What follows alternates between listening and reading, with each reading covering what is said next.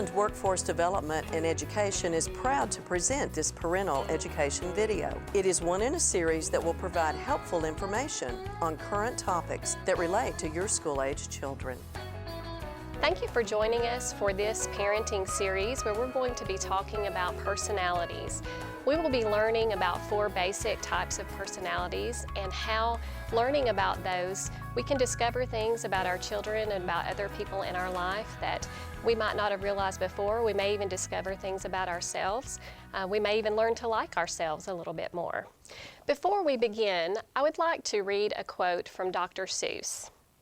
"Today you are you, that is truer than true. There is no one alive that is youer than you." To give a little background, the theory of personalities originated with Hippocrates over 2,400 years ago. As he saw patients who had medical needs, he believed that there were things about the makeup of their body that also affected how they behaved. Hippocrates believed that an imbalance of body fluids affected the way people behaved. That theory has been debunked since then. Many have studied about the personalities, and it is still relative today. Current work in the field of genomics shows our personalities are linked to a different physical source, our genes. Just as we have all inherited physical traits, our personalities and behavioral tendencies are also a part of our DNA. By applying the knowledge of the 4 personalities, we will learn about our children and about ourselves, and we will learn strengths and weaknesses that we each have, which will help us to better parent each child that we may have. This information is also helpful in other relationships. It is helpful in a marriage. It can be helpful in a work setting as well. Like I said, personalities is something that has been studied by many. And just to show you a comparison of the different studies that have been done on personalities, each person that studied it has given it a different name. So let's look at a table of equivalents just to get you familiar with all the different ways this same information has been presented before. You will see on this chart to the left is a list of all of the different philosophers or just interested persons who have studied the topic and have presented results in their own words, and they've given each of the 4 personality groups their own name. Originally, Hippocrates called them the choleric, the sanguine, the phlegmatic, and the melancholy. For the purpose of this segment of parenting videos, we are going to use the terms used by Florence Littauer in her series of books about personality. She referred to them as powerful, popular, peaceful, and perfect. Let's talk about each part of this graph.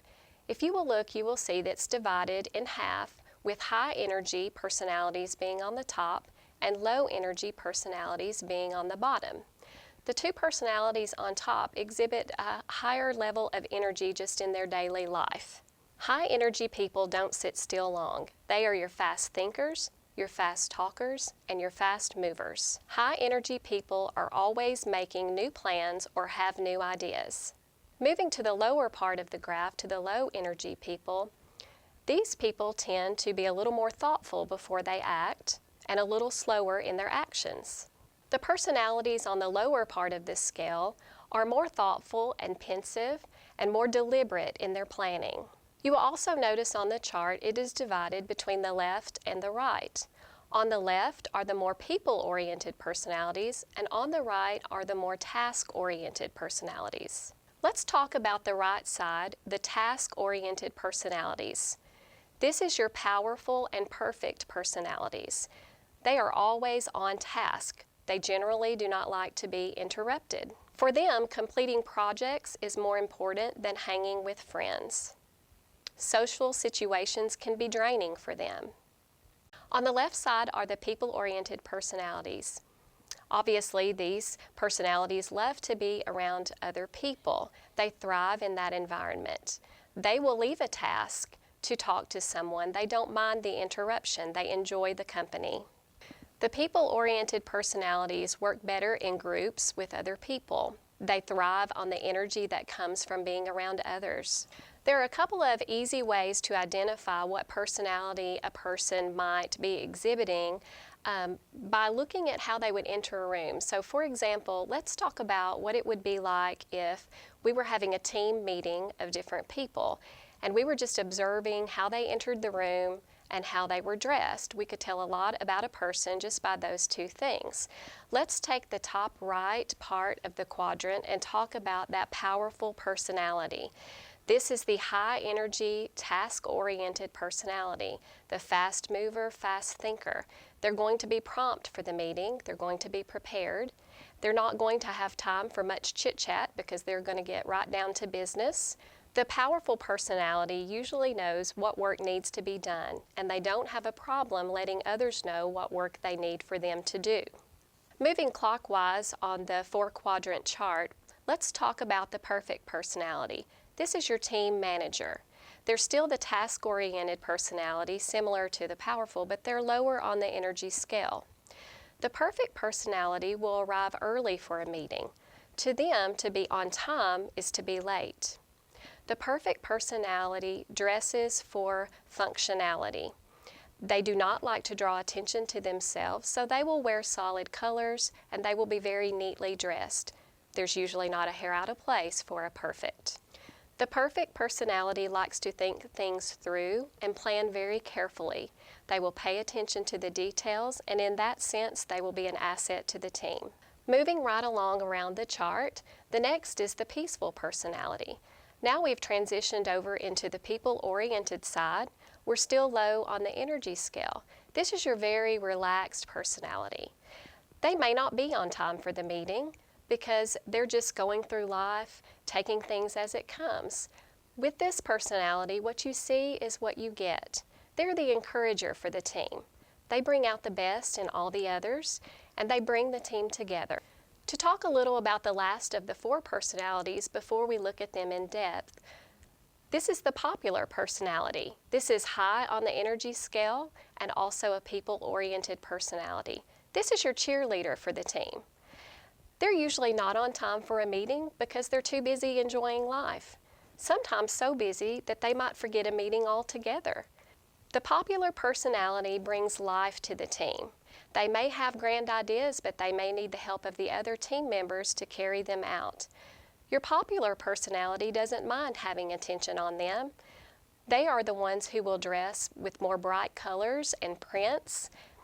They are your trendsetters. We're looking now at the personality that is high energy and very task-oriented, and that's the powerful personality, and that is my personality. So as I share about this, it will be rather personal as well as just given the information. This is your high energy, task-oriented person. They are driven to accomplish things. At the end of the day, if they haven't felt like they accomplished what they expected to, they're disappointed in themselves.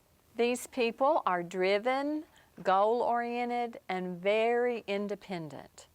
They are focused on getting the job done, and so sometimes they might just mow over a few people in the way because they want to get her done.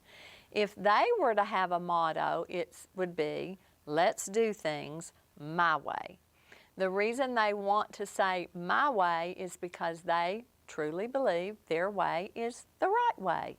And oddly enough, it almost always is. Some tips for relating to the person with this personality is to recognize they need a place to be a leader.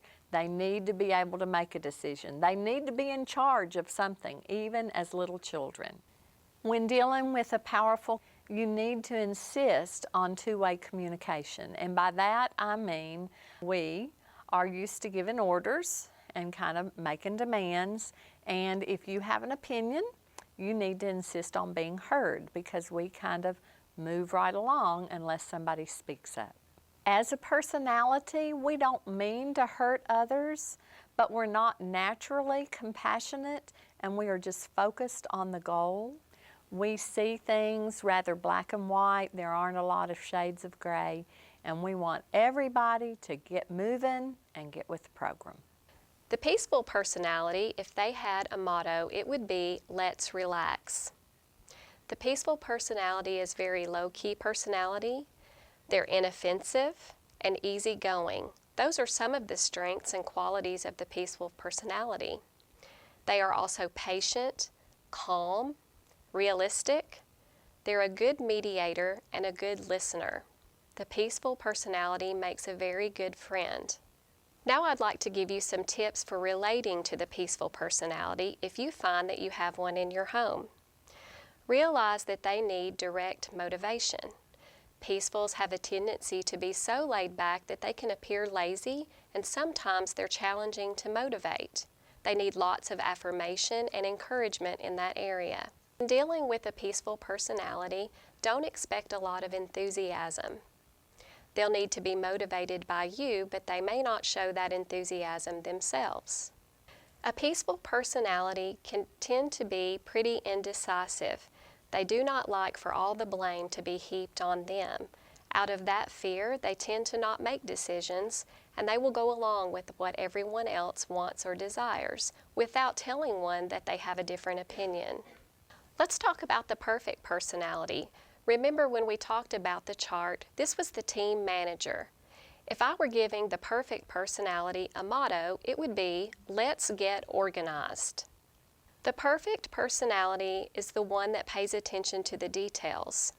They like to analyze the details, and they keep things very neat and orderly. The perfect personality is also very compassionate, very creative, and very dependable. Here are some tips for relating to the perfect personality.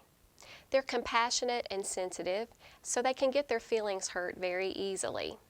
You need to be careful and gentle and kind when dealing with the perfect personality. The perfect personality is naturally pessimistic, and they like to keep things very quiet at times.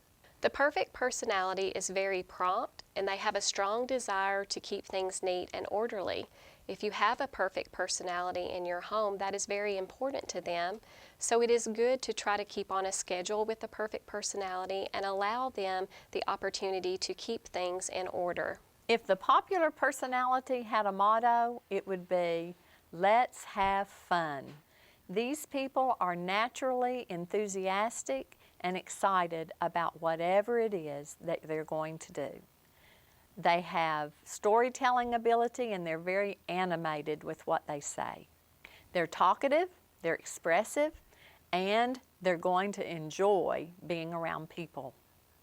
A few of the tips for relating to this personality is to help them stay focused and accomplish what they set out to do, and to recognize that they're going to overcommit and think that they can do more than a person really can.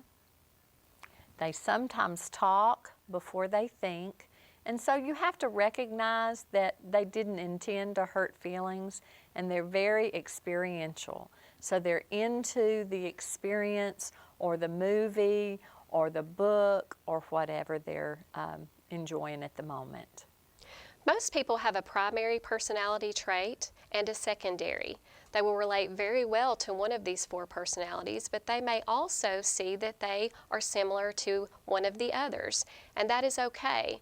This series is not meant to put a label on someone. This is about relationships, and the more we learn about each other, the better we can get along.